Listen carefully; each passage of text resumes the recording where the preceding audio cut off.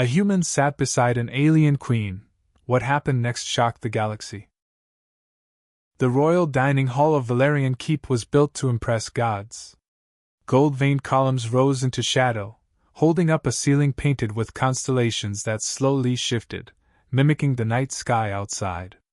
Hundreds of candles burned in floating candelabras, their flames hovering in midair like captive stars. Long tables snaked down the length of the hall, laden with food from half the known galaxy: iridescent fruits, steaming breads, skewers of meat that shimmered with spice glaze. And at the very top of it all, on a dais carved from onyx and inlaid with brass, sat the queen. Queen Syraxa of the Azure Crown lounged against the high back of her throne-like chair, blue skin gleaming like polished stone under the chandelier light. Her hair, a vivid cascade of molten copper red, spilled over gilded pauldrons and the intricate gold of her corseted armor. Candlelight kissed the curves of metal and the sharp lines of her jaw. On either side of her seat, 2 chairs sat empty. They always did. No one in the hall looked at those chairs for long. Court gossip said that to sit there without invitation was to sign your own execution writ. Others whispered that the queen had once shared those seats with people she had loved, and that the emptiness was a wound she refused to let anyone touch. Whatever the truth, one thing was certain. In 12 years of Syraxa's reign, no one had dared place so much as a napkin on those cushions. Which was why the hall collectively forgot how to breathe when a human in oil-stained work clothes trudged up the dais, squinted at the empty chair to Syraxa's right, and sat down. No bow. No permission. No awareness of the collective cardiac arrest he just triggered. The man dumped a rolled-up stack of schematics and a dented tool case at his feet, snagged a hunk of bread from the nearest platter, and muttered under his breath, "Hells, finally! Thought I'd be standing for another hour." His voice cut through conversation like a knife. Goblets halted halfway to mouths. Forks froze. One noble actually bit his tongue in shock and started bleeding onto his napkin. At the base of the dais, a ring of armored sentries lurched forward as one, hands flying to the hilts of their shock blades. Syraxa did not move. Her golden eyes, bright and sharp as molten coin, locked on the intruder now chewing noisy, entirely unimpressed bites of her bread. The guards waited for her signal. One word and they dragged the human out by his boots. Instead, the queen's lips curved, just barely. This should be interesting, she thought. The human didn't notice the silence, which was almost impressive. The hall was so quiet Syraxa could have heard a fork hit the far wall. He balanced a sheet of thin flex on his knee and began scribbling over the pre-printed schematics. Lines, numbers, small blocky text in standard. Every so often he grunted in dissatisfaction, erased something with the side of his hand, and redrew it. Breadcrumbs sprinkled across the blueprints like snow. Syraxa let the stillness stretch until she could feel the nobles trembling with it. Only then did she speak. "Human," she said, voice soft but carrying to every corner of the hall. "Do you realize where you're sitting?" He answered with his mouth still full. "Yeah, on something that isn't a crate." "What, you saving this seat for someone?" The nobles collectively inhaled, a sharp hiss of horror. One guard actually choked on air. Syraxa raised 2 fingers in the slightest of gestures. The guard who'd taken a step forward froze mid-motion, muscles quivering with the effort of not obeying his instincts. The queen turned back to the intruder. Up close, she could see he was younger than she'd first assumed, though exhaustion carved faint shadows beneath his eyes. Dark hair, badly in need of a trim. Stubble along his jaw. His hands were calloused, nails rimmed with grime, tiny burns and cuts mapping his fingers. A worker, then. One of the off-world contractors they'd dragged in to fix the palace's failing systems. He still hadn't looked at her. Interesting became fascinating. Syraxa let herself smile, slow and amused. "No," she replied. "No one has claimed it." "Good," he muttered, making a quick note in the margin of his drawing. "Too far to walk back down if you changed your mind." Someone at the far table made a strangled noise, like a bird being stepped on. Syraxa ignored them. "What occupies you so completely?" she asked. That you do not notice a room full of people staring at you as if you've just declared war? He paused just long enough to gulp down his bread. Your main fusion trunk. A beat. My fusion trunk, she repeated. He jabbed his pencil at the page.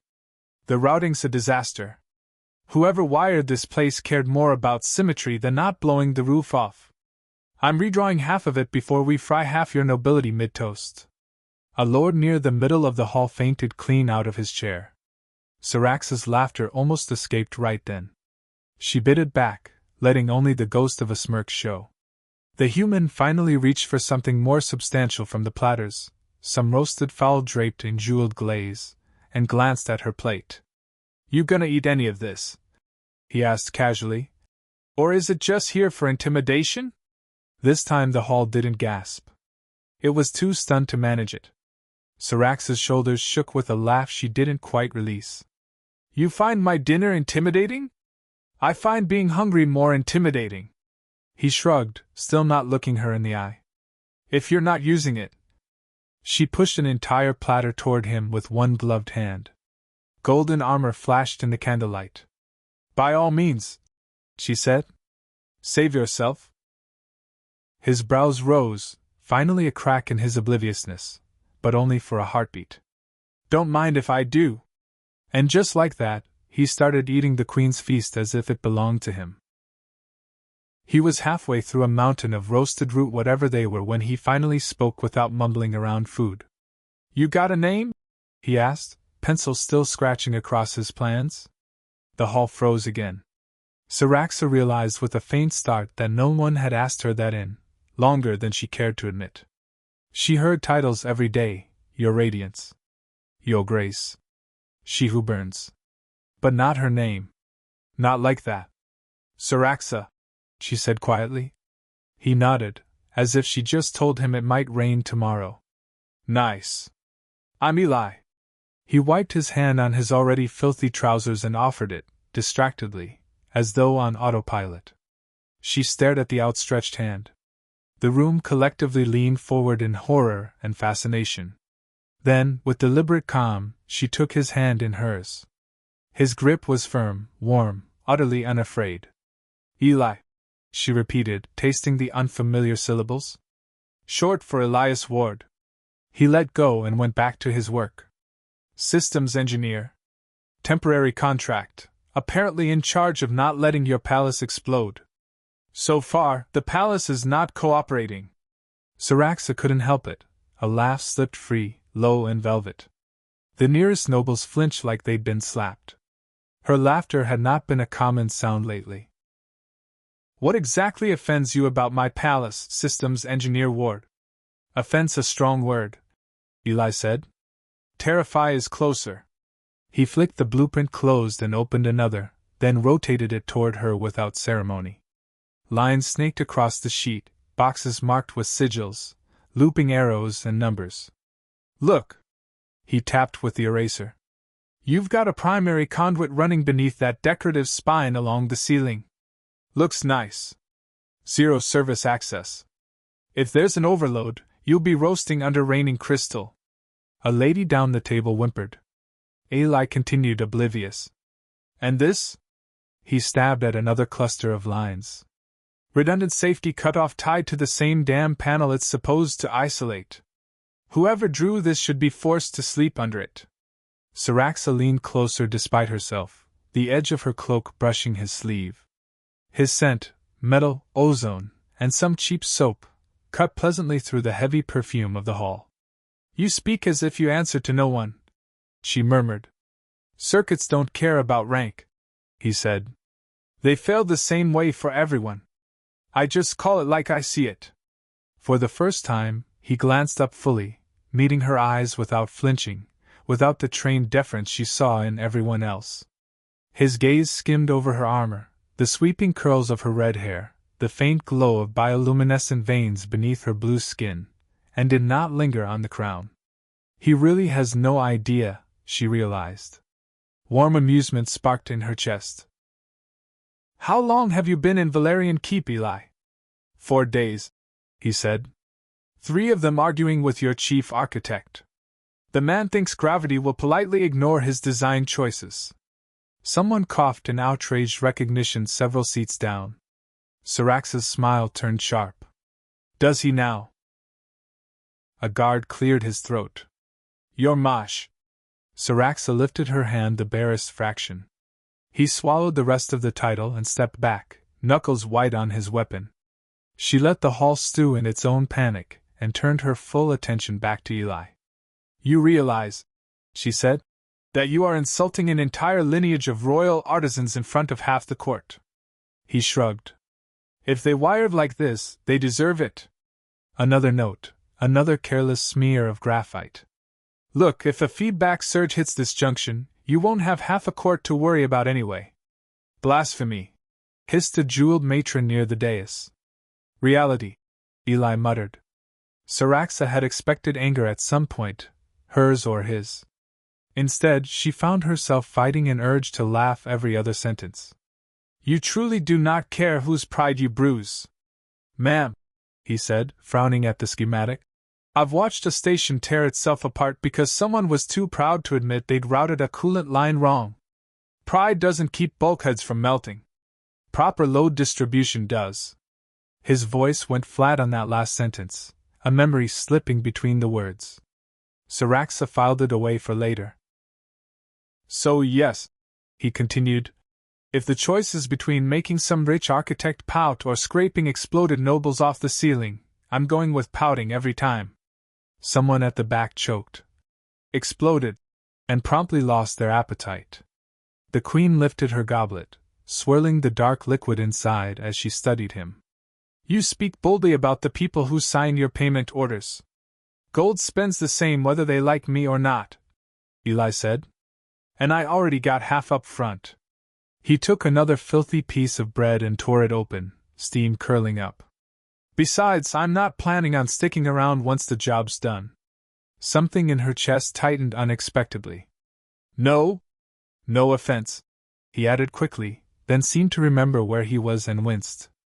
Okay, maybe a little offense. Her lips twitched. Do elaborate. He sighed. I've seen enough palaces to know how this goes.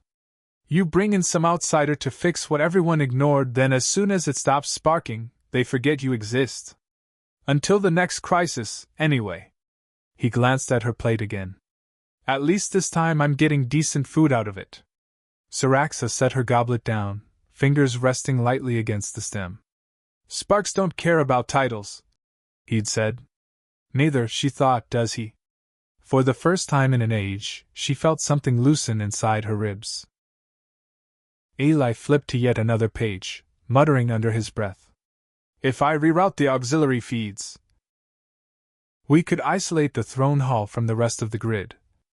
There it was. We? Syraxa repeated. He barely looked up. Figure of speech. Oh? She reclined in her chair, studying him through half-lidded eyes. Because if I recall, you also said, when we fixed this death trap earlier. Somewhere down the table, someone whispered. He called the sacred hall a death trap. In scandalized all. Eli's cheeks darkened a fraction, though whether from embarrassment or irritation, she couldn't tell. He scrubbed a hand over his face, leaving a smear of graphite along his temple. Look, I'm not trying to be disrespectful, he said. Your hall's gorgeous. Seriously. The acoustics alone are wild. Several nobles preened. But underneath all the gilt and polished floors, he continued mercilessly, you've got shortcuts. Rushed couplings. Panels closed up before diagnostics were done. Someone cared more about getting the coronation photos perfect than making sure the lights wouldn't blow mid-anthem. The same nobles wilted. Syraxa let herself laugh then, low and delighted. The sound rolled through the hall like warm thunder. Do you always narrate every flaw you see? She asked. Occupational hazard. Eli's grin flashed, quick and self-deprecating. Also, mild brain damage from hitting my head on bulkheads one too many times. Her shoulders shook again. One of her ministers leaned toward another. Is she enjoying this? He whispered, horrified. She was. Saints help her, she was.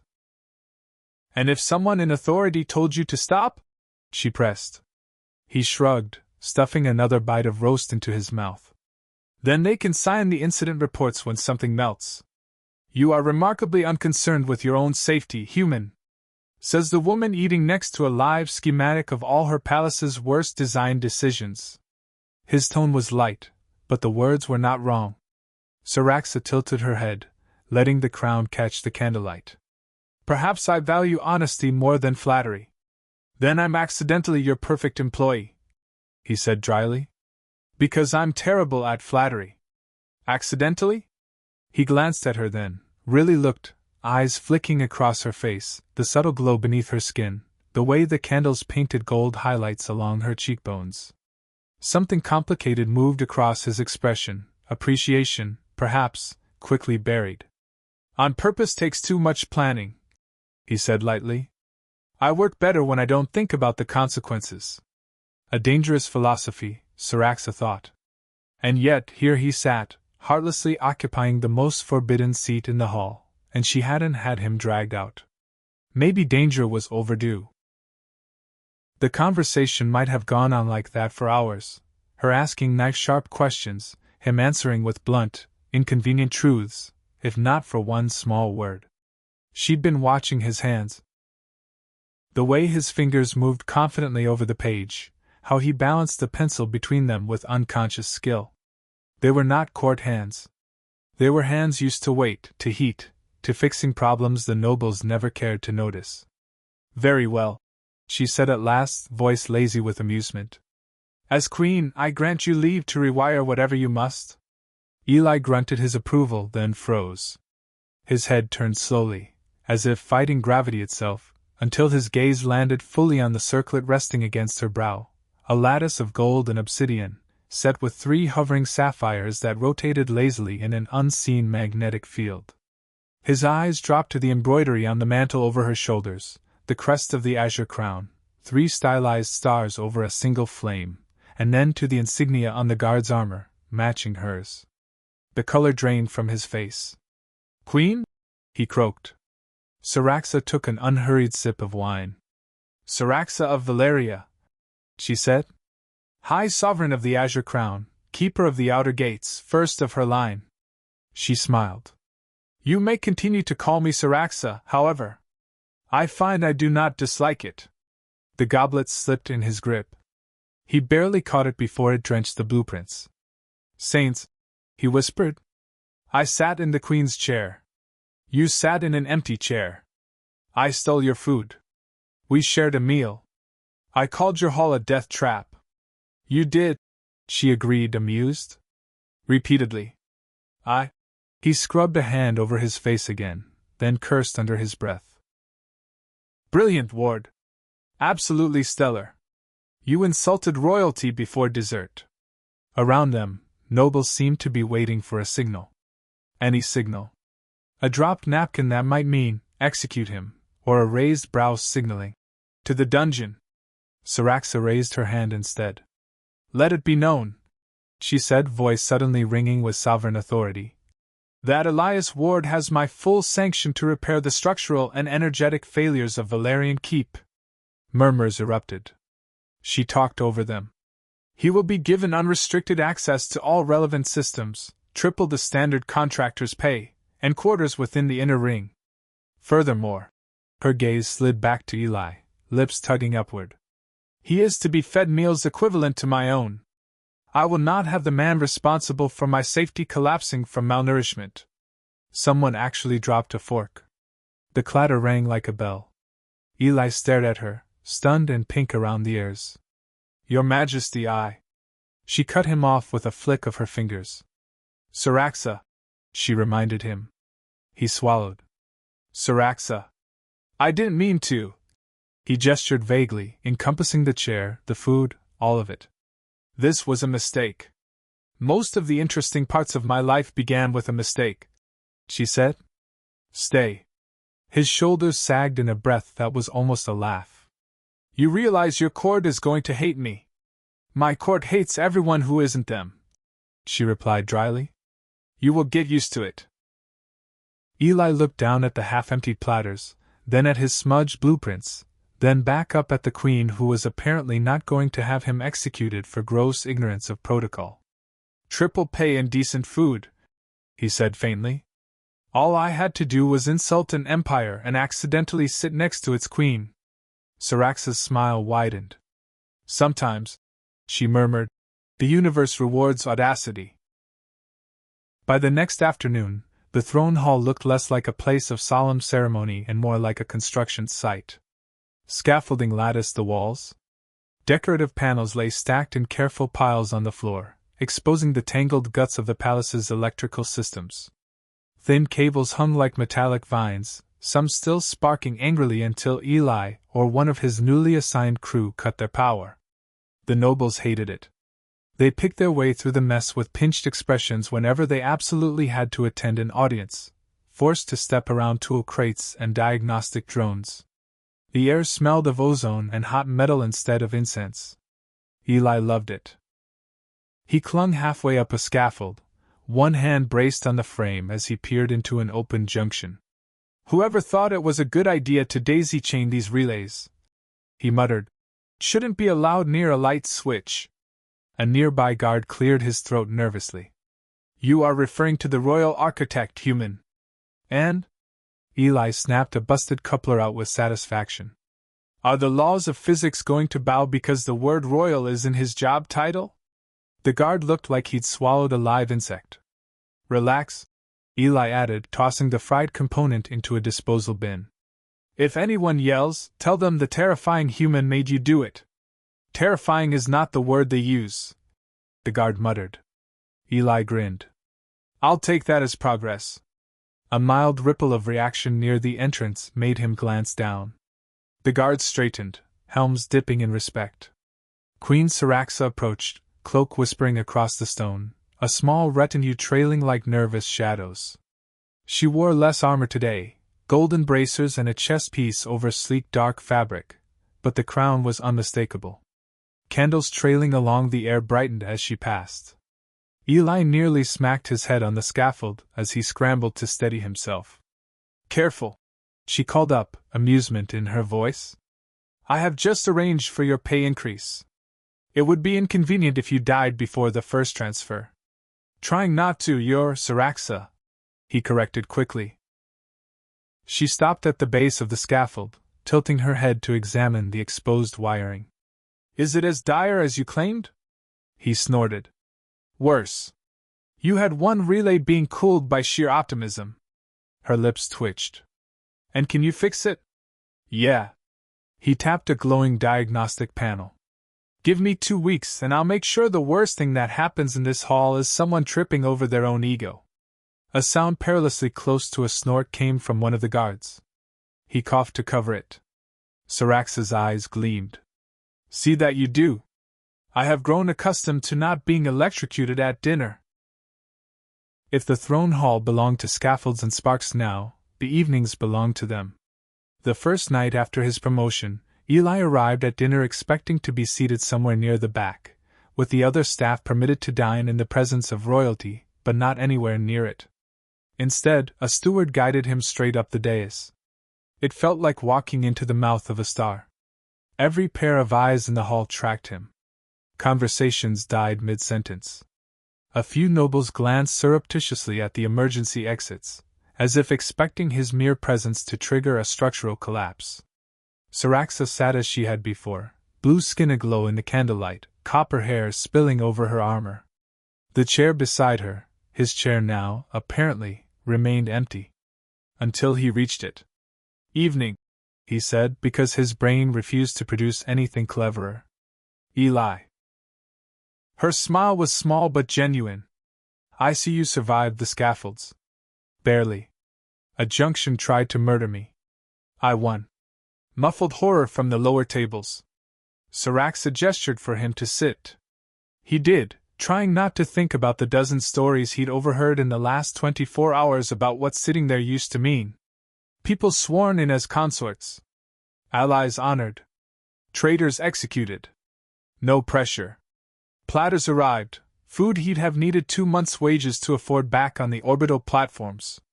The Queen waved away a hovering musician with an impatient flick. The hall's soundtrack faded into a quiet hum. "So," she said, cutting into a slice of something that looked like jeweled fish, "tell me about your home." That he hadn't expected. "Home?" he repeated. "Yes." She gave him a look that would have withered most of her counsel. "I assume you had one at some point before you began insulting palaces for a living." He huffed a laugh. "That's one way to put it." As always, blunt honesty won out over caution. "I grew up on Kestrel Ring," he said, stabbing at his vegetables. "Mining station around a dead moon. If something broke, you fixed it yourself, or you died breathing vacuum. Lots of incentive to learn fast. And now you fix my palace instead. Trying to make sure your guests don't die breathing chandeliers," he said. "Upgrade." Her laughter bubbled over, bright and surprised. "The more they ate, the more she asked?" About the way metal sang under stress, the different smells of reactor rooms, the ridiculous improvisations people made when they couldn't afford proper parts. He answered, sometimes gruffly, sometimes with dry humor that made her eyes shine. In turn, she began to share pieces of her own past, growing up in the shadow of the throne, tutors who feared to correct her, days spent sitting in this very hall learning where she was allowed to stand and when she was allowed to speak. By the time dessert arrived, the rest of the hall had vanished from Eli's awareness. It was just him, his accidentally royal dinner partner, and the strange, easy warmth curling between them. Not everyone approved. The first letter from the Council of Bloodlines arrived 2 days later, neatly folded and crest-sealed, presented to Syraxa on a silver tray.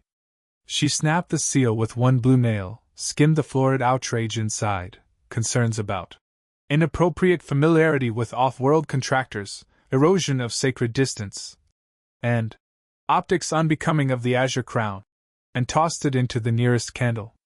Her senior advisor, Lord Vethrin, watched the flame eat the paper with thin-lipped dismay. "Your Majesty, the old houses are unsettled. They have been unsettled since the day I refused to let them buy my wars," she said. "They will live. This human," Vethrin tried again, "has become a symbol. People talk. They say the Queen has taken a fancy to a mechanic." Syraxa's gaze cooled several degrees. "People may talk," she said. "They always have. What they will not do is dictate whom I choose to dine with." Vethrin flinched, bowed, and retreated. She rubbed her temples once he was gone. Symbols. Optics. Weight upon weight. That evening, Eli arrived late to dinner, hair damp from a rushed wash, sleeves rolled to his elbows. Smudges of sealant clung stubbornly to his forearms. "Sorry," he said, dropping into his now usual seat. "We had to shut down a subgrid and I couldn't leave it mid-cycle unless you wanted half the east wing in the dark. I prefer my courtiers visible when they flail," she said dryly. "You are forgiven."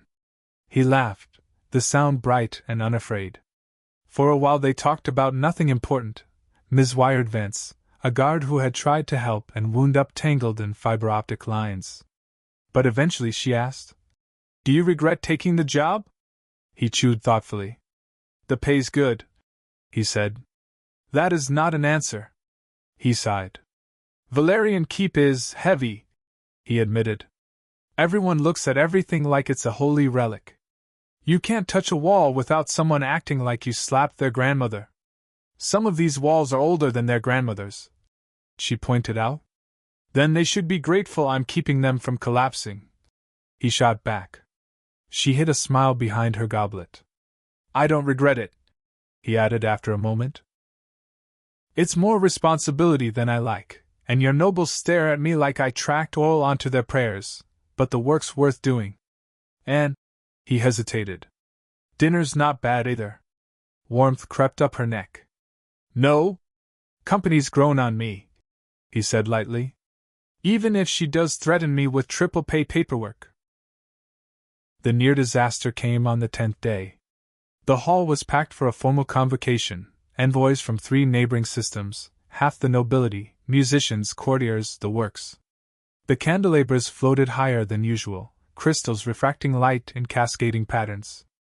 Eli lurked near the service entrance, pretending to admire the decor while his eyes tracked the status indicators embedded in the walls, small, innocuous sigils that now pulsed a steady blue thanks to his newly isolated circuits. He'd argued hard for those overrides. The chief architect had sniffed about, ruining the symmetry.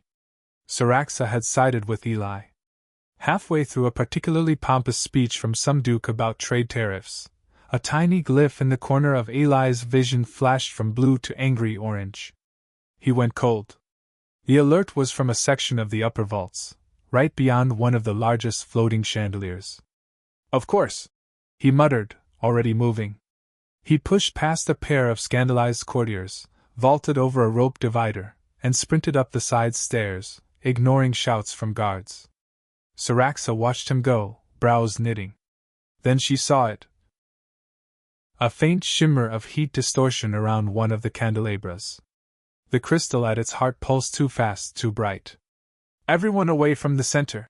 Eli bellowed from the balcony, voice echoing across the hall. "Now!" For a split second, no one moved. Saraxa rose. Not simply stood, rose, the full force of command rolling off her. "Do as he says," she thundered. "Clear the center!" The nobles scattered. Tables screeched across stone. Musicians dropped instruments. Eli reached the control node, fingers flying over the manual override. Whoever had wired the original loadout had chained 3 secondary circuits to a primary that was already flirting with capacity.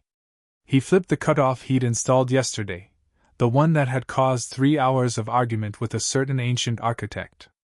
Power rerouted through an alternate path, pressure bleeding off like steam. The candelabra flickered wildly, flared, and then settled, light dimming back to normal. A collective exhale gusted through the hall.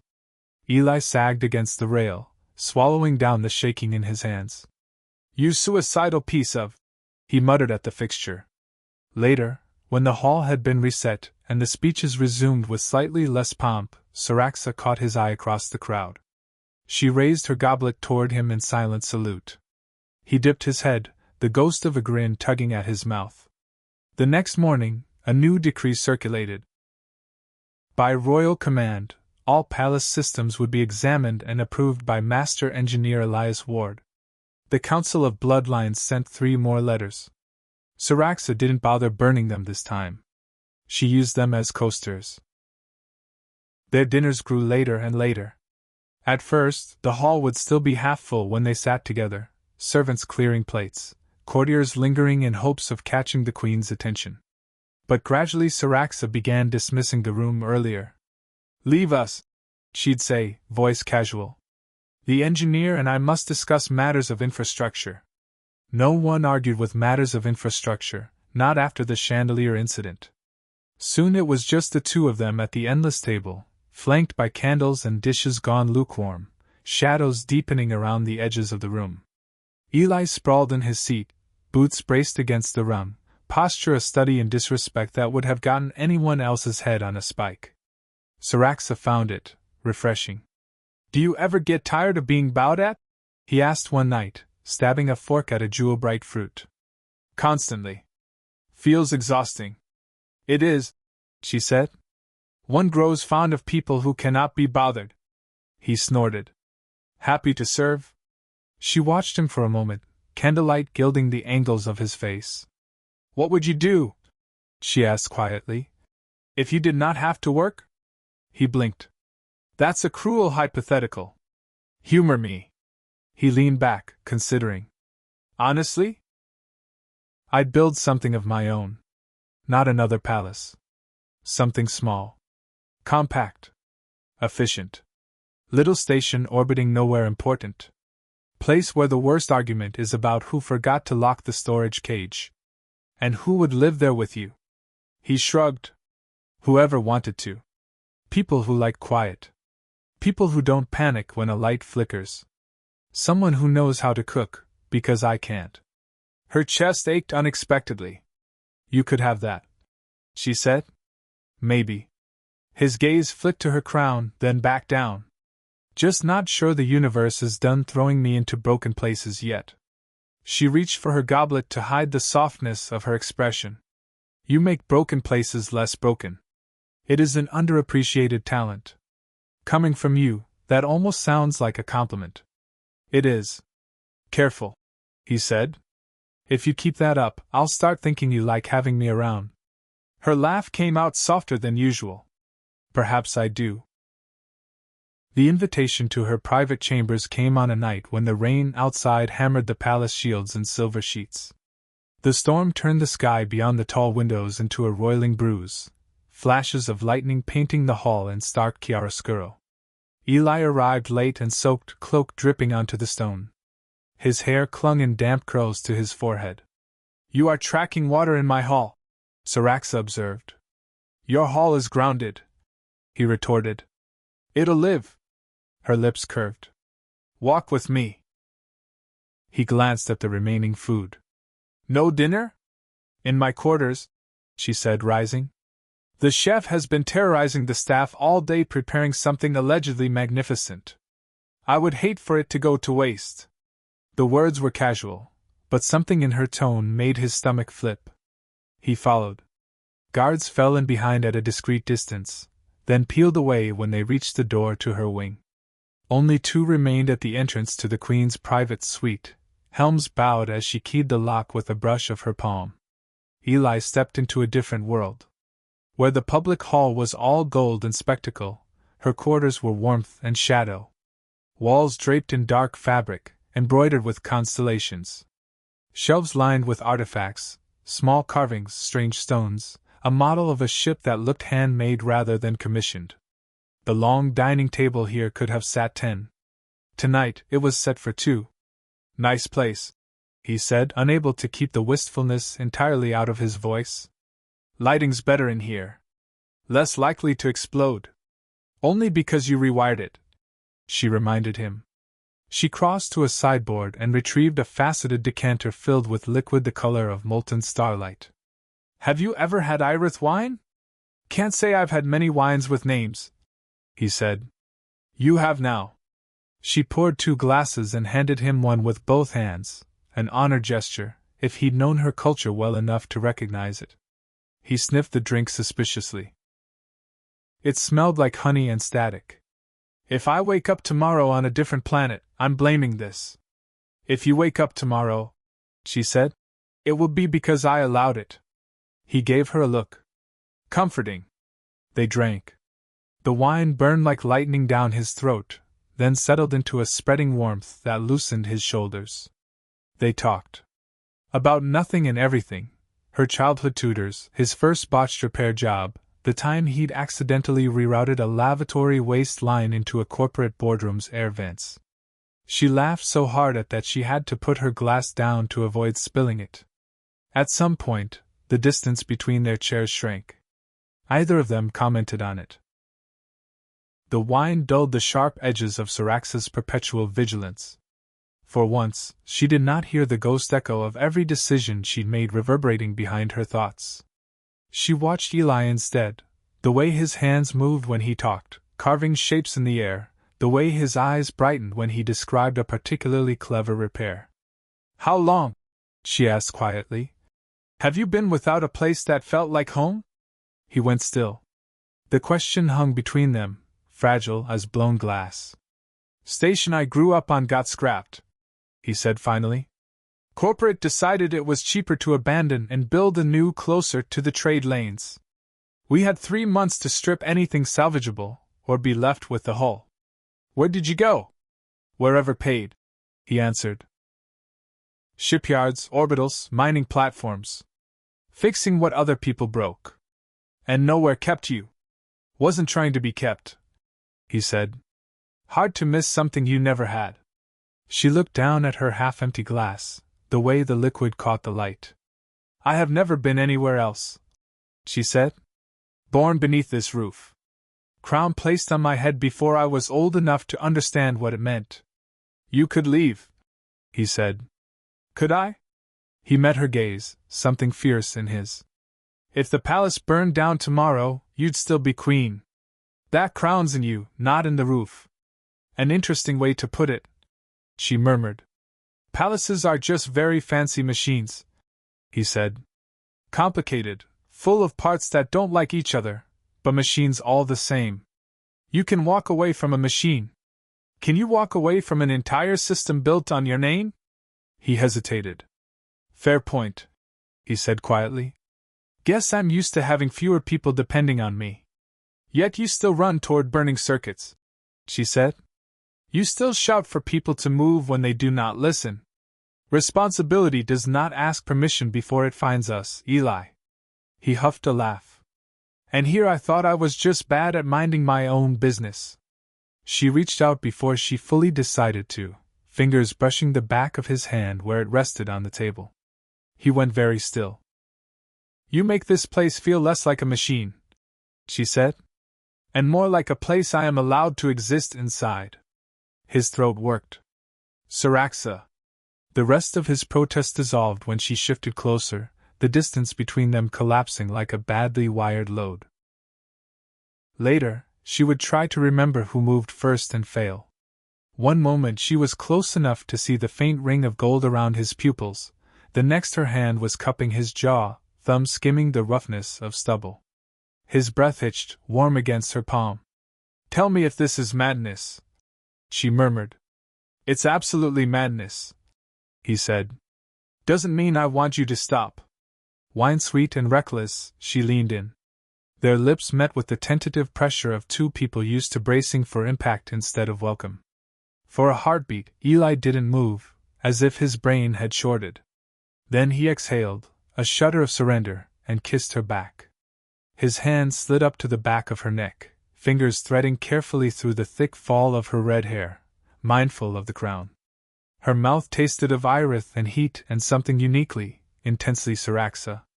She had been kissed before, ceremonially and strategically, the way nobles touched rings, formal, calculated, devoid of anything that might be mistaken for weakness. This was nothing like that.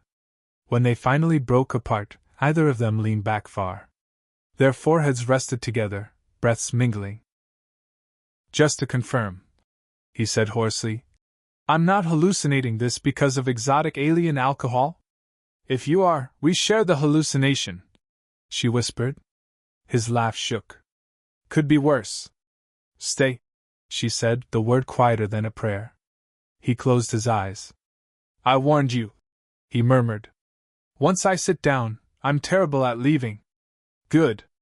Later, when candles burned low and their conversation dissolved into comfortable silence, Syraxa realized she had allowed herself something she had not in years, to forget, for a few hours, how heavy her name was. All she was, in that small pocket of space, was a blue-skinned woman with copper hair, leaning against a human who had sat where no one dared and told her the truth about her own home. Eli woke with a hangover made of starlight and panic. The guest chamber they'd put him in was big enough to house the entire bunkroom of his last contract. Soft sheets, high ceiling, one wall entirely window. Morning spilled across the floor in pale gold. For a moment he lay there, staring, brain blank. Then memory slammed back in. He sat bolt upright. I kissed the queen, he said out loud. The walls did not disagree. He scrubbed his hands over his face. I kissed the queen, and she kissed me back, and I'm still alive. Apparently. He swung his legs over the side of the bed and stared at his reflection in the polished metal of the wardrobe. Same tired eyes, same scar along his left eyebrow from a childhood miscalculation with low gravity, same stubborn jaw. Nothing about him screamed, suitable companion for a monarch. A hysterical laugh bubbled up. He strangled it into a groan. There was a knock at the door. He nearly jumped out of his skin. A servant entered with a breakfast tray so laden it creaked. Steam curled from fresh bread, eggs and some creamy blue sauce, fruits that sparkled faintly. Compliments of Her Majesty, the servant said, bowing. Eli stared. This is for me? Yes, Master Ward. He eyed the bread, then snorted softly. She's never letting that stale bread comment die, is she? The servant wisely did not answer. When the door shut, Eli sat and tore off a piece of still warm bread. "You're in it now," he muttered to himself. "Triple pay, royal wiring, and a queen who apparently thinks you're worth kissing." He took a bite. It tasted like bad decisions and possibility. For the first time in years, the future didn't look like an endless chain of contracts and departures. It looked like a palace that actually wanted not to fall apart, and a blue-skinned queen who had invited him to stay. He found he was not particularly interested in running. The Council of Bloodlines demanded, an emergency audience within the week. Syraxa granted it, mostly because she was curious how far they'd push. They filed into the solar in their finest, cloaks sweeping, jewels flashing. Vethrin stood among them, eyes pinched with worried loyalty rather than hostility. "You have allowed a common off-worlder unprecedented access," intoned Lady Mirian, her voice like rust. "He sits at your side. You dine with him alone. The people talk." "Let them," Syraxa said. "Your Majesty," another lord said more carefully. "No one questions your right to choose your own companions. Yet appearances matter. To be seen laughing with a mechanic, engineer," came a voice from the corner. Every head whipped around. Eli leaned against a support pillar, arms folded, expression mildly irritated. Vethrin had invited him as technical advisor. "Master Ward," Syraxa said, "you honor us with your presence. Someone's got to make sure no one rewires the palace out of spite," he said. A few counselors sputtered. Lady Mirian drew herself up. "You see, Your Majesty? This insolence, Syraxa cut in, prevented half of you from being crushed under burning crystal last week." Silence. "If you fear the opinion of the people," she continued, rising from her chair, "know this, they do not see an off-worlder and a queen. They see the woman who ruled from this palace and the man who kept it from killing them. That is a story I am content for them to tell." "My lady," Vethrin tried. Our customs," she said, "were forged in a time when the Azure Crown ruled with fear and spectacle. I will rule with function and truth.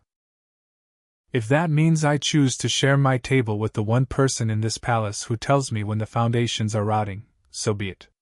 Her gaze swept the room, hard and bright. "You forget your place. My consort, should I ever take one, will be my decision. Whom I talk to over dinner is not subject to a vote."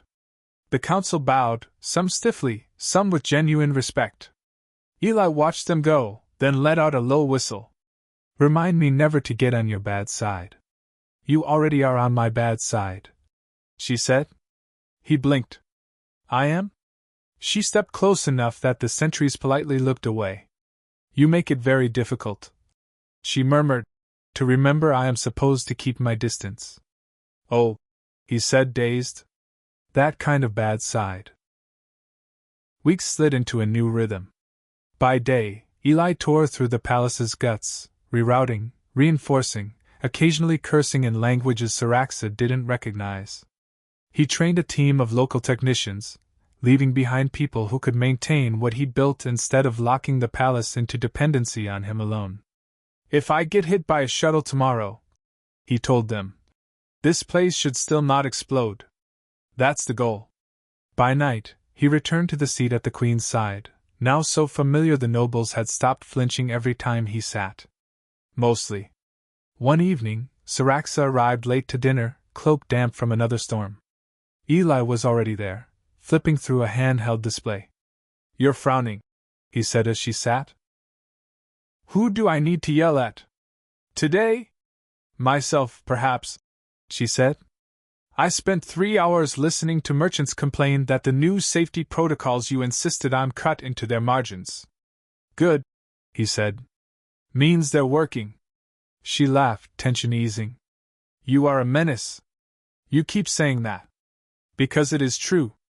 They ate. They talked. Somewhere between a discussion of bridge load tolerances and a story about Eli's misadventures teaching apprentices how not to electrocute themselves, she realized she could not imagine the hall without him. His cup sat where once there had been only a carefully untouched second-place setting. His half-finished plates, his scattered notes, his offhand jokes, these had become as much a part of the room as the candelabras and the carved pillars. "This used to be the loneliest place I knew," she said quietly, more to herself than to him. He looked up. "The hall?" "Yes." "And now?" Her gaze met his steady. "Now it feels occupied." His smile was small and genuine. "Glad I could clutter up your solitude." "You have no idea," she said.